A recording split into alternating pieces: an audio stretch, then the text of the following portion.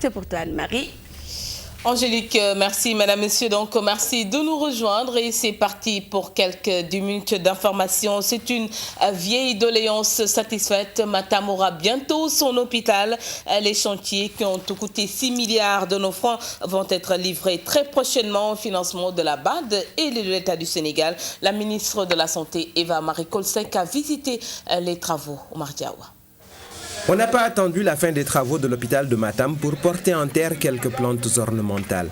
Elles vont constituer les espaces verts de cet établissement de soins dont le chantier est presque achevé. Normalement, au mois de juin, on devait être en mesure de réceptionner. Seulement, on a préféré bloquer tout simplement à cause de l'avenant de 95 millions qui vient compléter, qui a été décidé suite aux réunions de chantier avec la participation de la DEM, etc. pour voir un peu comment on peut améliorer le fonctionnement de cet hôpital-là.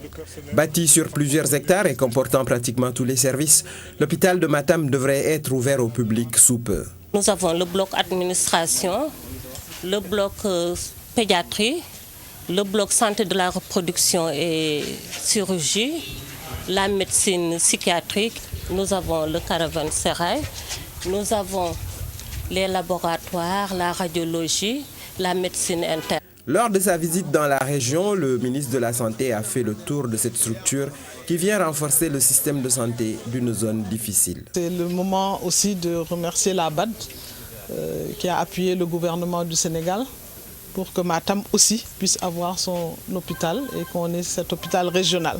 Et vous avez dit qu'il vient en complément avec l'hôpital de Ourossogui.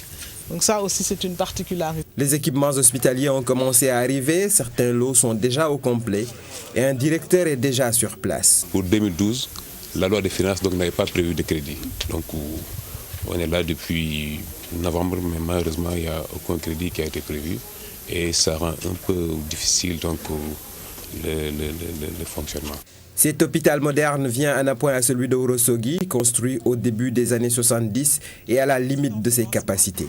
Il permettra une meilleure prise en charge de la santé des populations à plus d'un demi-millier de kilomètres de la capitale. Omar